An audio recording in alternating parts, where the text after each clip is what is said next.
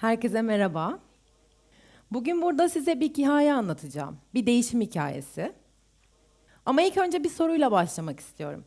Sizce bir kadına verilmiş en kutsal görev nedir? Peki, bir kadın düşünün.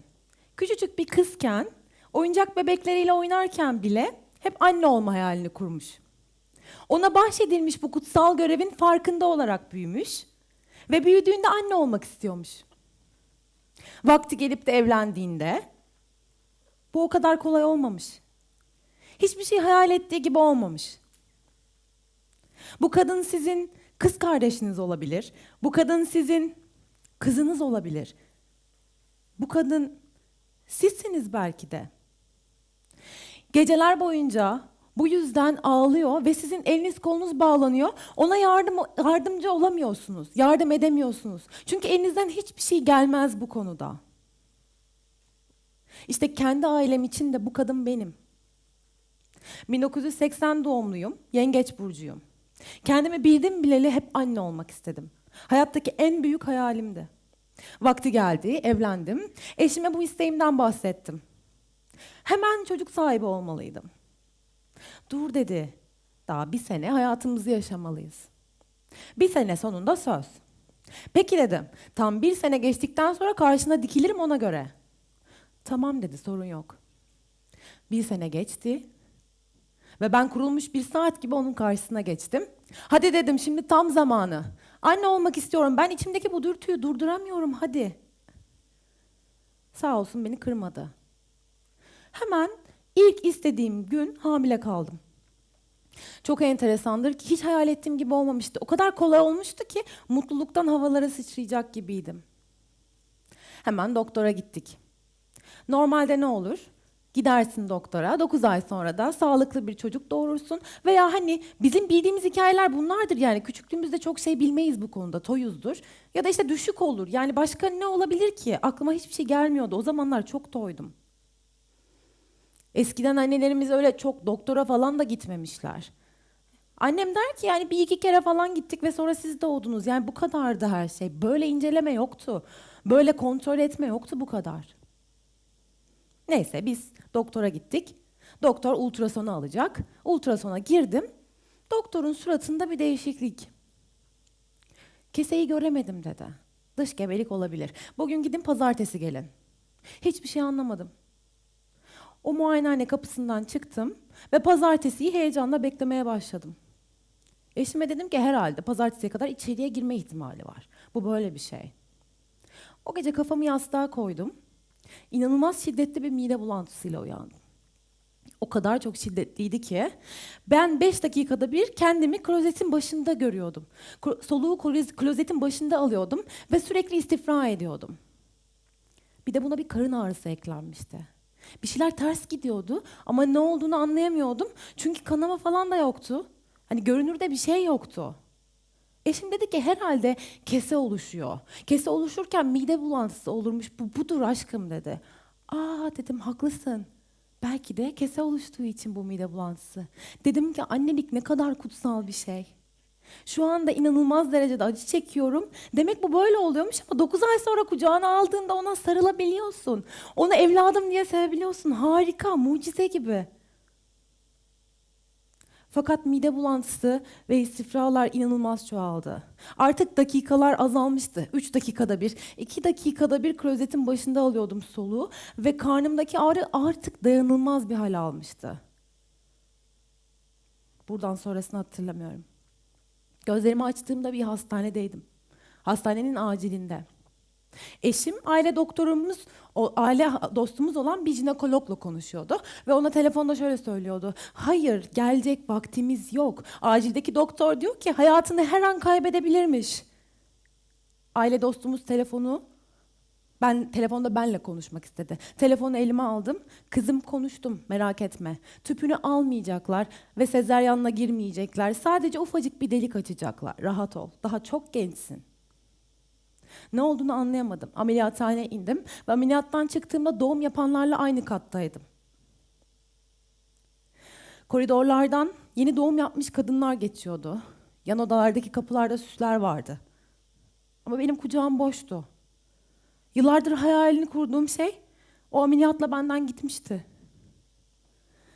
Doktor geldi ve bana o trajikomik cümleyi söyledi. 40 gün loğusasın. Ne demekti bu şimdi?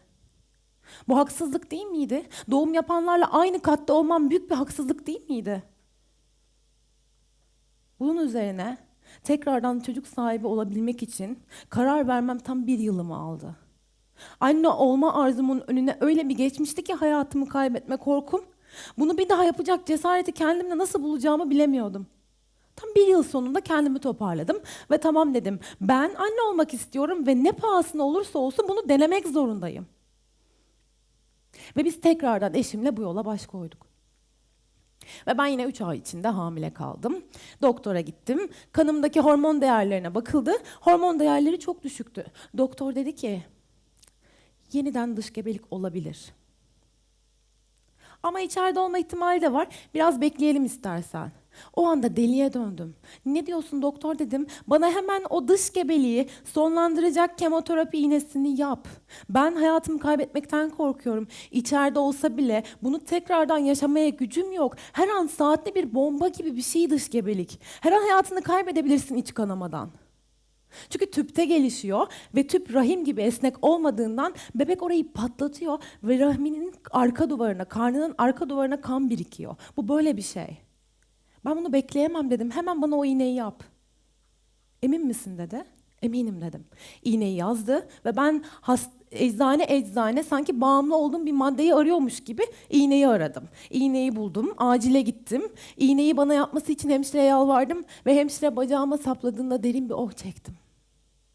Oh çektim, yıllardır hayalini kurduğum o mucizevi canlının içeride olma ihtimalini bile göze almadan hayatına son verdiğim için oh çektim. Ama akşam olup da başımı yastığa dayadığımda hiçbir şey tahmin ettiğim gibi olmadı. Ya içerideyse? Ya ben o canlıya kendi ellerimle hayatına son verdiysem? Bu vicdan azabı yaklaşık 2 ay sürdü.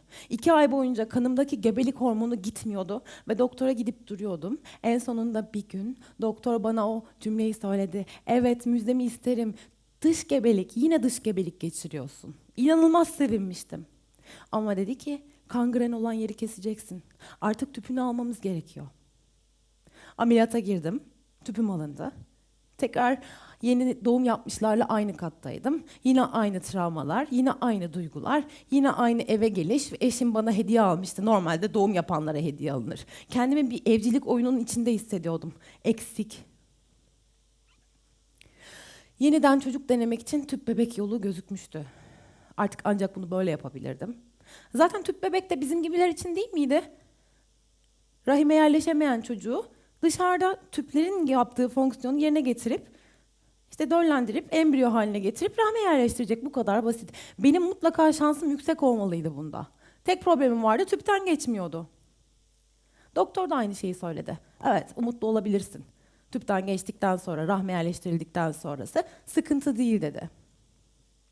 Ve biz ilk tüp bebek denemesi için bir kliniğe gittik. Kliniğe gittiğimde ben daha tüp bebeğin ne olduğunu bilmiyordum. Elime torbalarca iğne tutuşturdular ve bunu sen kendine yapacaksın dediler. İnanamadım. Ben başkasına iğne yapılırken bile dayanamayan ben kendime iğne yapacaktım. Ama işte annelik arzusu. Her şeyi yapıyorsun. İşe gittim. İlk iğnem bir toplantımdan 1 saat önceye denk geldi. Üzerimde beyaz bir gömlek vardı. Karnımı hemşirenin anlattığı gibi sıktım. İğneyi gözlerimi sımsıkı yaparak karnıma batırdım. Ama ilk batırışımda sanırım yanlış bir şeyler yapmıştım ve gömleğim kan lekesi olmuştu. O an neye imrendim biliyor musunuz? Çocuk sahibi olmak için gömleği kan lekesi olmayanlara. Sonra kendimi toplayıp toplantıya gittim ve o iğneler 15-20 gün boyunca sürdü ve sonra transfer günü geldi. Transfer günü geldiğinde çok umutluyduk çünkü hani artık ben hamile kalacaktım. Embriyoyu transfer ettiler rahmin içine ve oradan çıktık, eve geldim. Annemler, babamlar, eşim, herkes bana hamileymişim gibi davranıyor. Herkes bana işte ağır kaldırma, çay servisi sen yapma, otururken kalkırken dikkat et, uzan sen, dinlen ve ben de kendimi hamile diye düşünüyorum. Test günü geldiğinde kendimi inanılmaz derecede duvara toslamış hissettim. Çünkü ilk tüp bebek negatifimi aldığımda yolumun artık bundan daha uzun olduğunu, başka problemler daha olabileceğini fark ettim. Sonra ikinci tüp bebek denemesini yaptık. İkinci tüp bebek de negatif oldu. Ve sonra üçüncü tüp bebek denemesini yaptık. Üçüncü tüp bebek denemesinden sonra sıtmalanarak o embriyoyu vücudumdan attığımı hissettim. Ve ardından bir kanama geldi. Doktora bu durumu anlattım. Muhtemelen de sen bebeği yabancı bir cisim olarak algılıyorsun. Vücudun kabul etmiyor ve tıpta bunun bir çaresi yok. Git biraz dinlen dedi. Bir de eğer diğer tüpünü alırsak belki biraz daha şansın olabilir. Tüplerden kaynaklı bir problemden olabileceği için tüpünü alalım. Sonra biraz dinlen ve deneyelim dedi. Hayır, tüpümü aldırmak istemiyorum. Ben kesinlikle sadece tüp bebeğe bağımlı kalmak istemiyorum dedim. Dedi ki ama aldırmazsan buraya gelip aldırman için yalvaracaksın. Almam için yalvaracaksın. Hayır, yalvarmayacağım dedim. O kapıdan çıkarken omuzlarım düşmüştü ve artık onların söylediğine göre benim çocuk sahibi olmam imkansızdı. Arabayı sağa çektim. Direksiyonu yumrukladım. O günü çok net hatırlıyorum. Ve Allah'ım neden ben? Neden ben diye bağırdım. Bana nasıl bir mesaj vermek istiyorsun? Bana lütfen bunu başka bir yolla ver. Çünkü bu benim kaldırabileceğimden çok daha ağır bir yük. Ben bunu böyle öğrenmek istemiyorum. Tek tek hamile kalıyordu bütün arkadaşlarım. Aynı gruptaydık. Onlar hamile kalmak istedikleri anda kalmaya başlamışlardı. Bir tanesi maksimum 6 ay falan denemişti. Yine hamileydi. Ve WhatsApp grubumuz vardı bir tane. Orada şey konuşuyorlardı. Mide bulantılarından yakınıyorlardı. Bense bambaşka bir dünyadaydım. O mide bulantısı için canımı verebilecek durumdaydım. Ve onların bunu anlamasını bekleyemezdim. Ama ben de onları anlamıyordum, anlıyor musunuz? Hiç anlamıyordum hem de. Ve bir gün izin isteyerek o gruptan çıktım. Sizlerin mutluluğunuzu yaşamaya hakkınız var. Bunu frenlememeye hakkınız var. Ama benim de kendimi daha fazla eksik hissetmemek için bu gruptan ayrılmaya hakkım var. Lütfen beni anlayın dedim. Sosyal hayatım etkilenmeye başlamıştı. İş hayatım zaten çok kötü gidiyordu. Bunun haricinde kendimi sürekli kadın portallarında gezinirken buluyordum. Hiç tanımadığım yüzlerce, binlerce insanla konuşuyordum ve orada benim gibi umut hikayeleri arıyordum. Benim sorunum olan, aynı sorunu olan ama sonunda başarıya ulaşmış bir hikaye arıyordum. Ama insanlar hiçbir zaman o mutlu sonları paylaşmayı sevmiyordu. Hep kendilerine saklıyorlardı ama hep sorunları olduğunda oradaydılar. Bir gün o kadın portallarından birinde gezinirken oradakilere bir söz verdim. Dedim ki, bir gün, eğer bir gün ben başarıya ulaşırsam sizleri habersiz bırakmayacağım. Ben sizinle umut hikayemi paylaşacağım. Ve sonra 4. tüp bebekten önce bacaklarımın morluğundan ziyade ruhum delik deşikti. Ve biraz ruhumu dinlendirmeye ihtiyacım vardı. Bir arkadaşımın da önerisiyle bir nefes kampına gittim. Dedi ki bana nefes çok iyi geliyormuş, hayatın değişiyormuş. Hayatın değişmese bile kafan değişiyormuş. En azından rahatlarsın, bir git. Zaten çocuk sahibi olmak için ne deseler yapacak pozisyondayım. Hemen soluğu Kıbrıs'ta bir kampta aldım. Uçaktan indim. Bizi bir minibüsle aldılar. 7-8 kişi vardı. İnsanlar suratıma bakıp da bana merhaba demesin diye ayaklarıma bakıyordum. O kadar kendime olan güvenimi yitirmiştim ki, o kadar ötekileşmiştim ki, o kadar eksik ve yalnız hissediyordum ki kendimi, bana merhaba demesinler diye gözlerimi kaçırıyordum. Yabani gibiydim. Sonra bir spor salonu gibi bir yere aldılar bizi. 35 kişi vardı. Tam 35 kişi farklı farklı nedenlerden oraya rahatlamak için gelmişti. Sonra yere yatmamızı istediler. Hepimiz yere yattık ve şimdi dediler ağzınızdan nefes alıp verin. Derin nefesler alıp verin. Şurada size 10 kere yaptırmaya kalksam bilinciniz öyle bir düzeye ulaşır ki o sırada size söylenmiş bütün olumlamaları alırsınız zihninize. Nefes aldık, nefes verdik. Nefes aldık, nefes verdik. Ben her nefeste yüreğimdeki acıların daha da derine indiğini hissediyordum. Ve koçum bana bir cümle söyledi.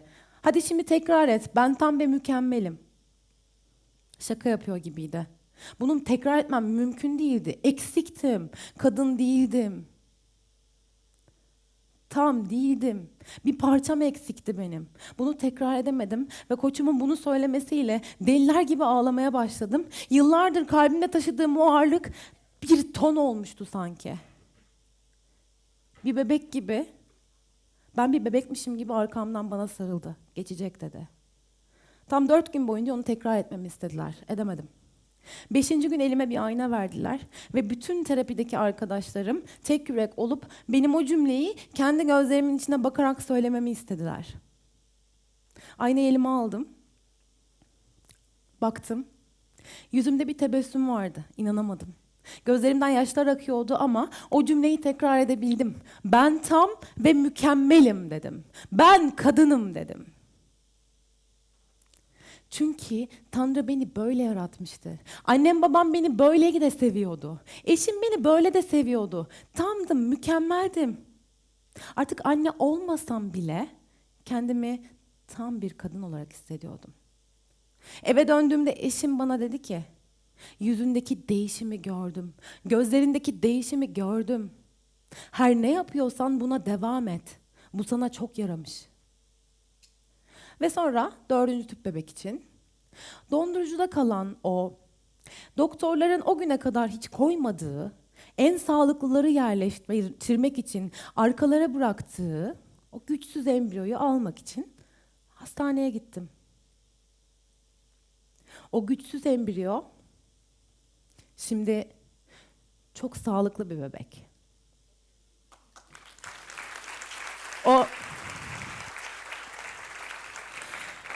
O benim kızım Melina. Benim değişimimdeki yoldaşım. Beni ben yapan varlık. Bir hayaliniz varsa özür dilerim. Çok özür dilerim. Bu herhangi bir hayal olabilir. Lütfen peşinden gitmeyi asla bırakmayın. İmkansız deseler bile ayağınızla o taşı itip yolunuza devam edin, olur mu? Çünkü bu sizin kişisel gelişiminizin bir parçası olabilir. Bu sizi siz yapacak bir yol olabilir. O doğduğunda benim gözlerime öyle bir bilgelikle baktı ki sanki 20 yaşında bir kız çocuğu doğurmuştum. Özür dilerim anne bu kadar geciktiğim için ama böyle olması gerekiyordu dedi. Ben de ona teşekkür ettim. Teşekkür ederim. Beni ayakları yere basan, sağlam bir kadın yaptığın için. Ve sonra biliyor musunuz? O verdiğim sözü tuttum. Ben şimdi bir blog açtım ve orada bütün bu sorunları yaşayan insanlara umut olmak için o hikayeleri paylaşıyorum. Onları hiçbir zaman unutmadım. Ve şimdi 200 binden fazla kadın takip edip tek yürek bir şekilde Melina'nın büyümesini izliyor. Teşekkür ederim.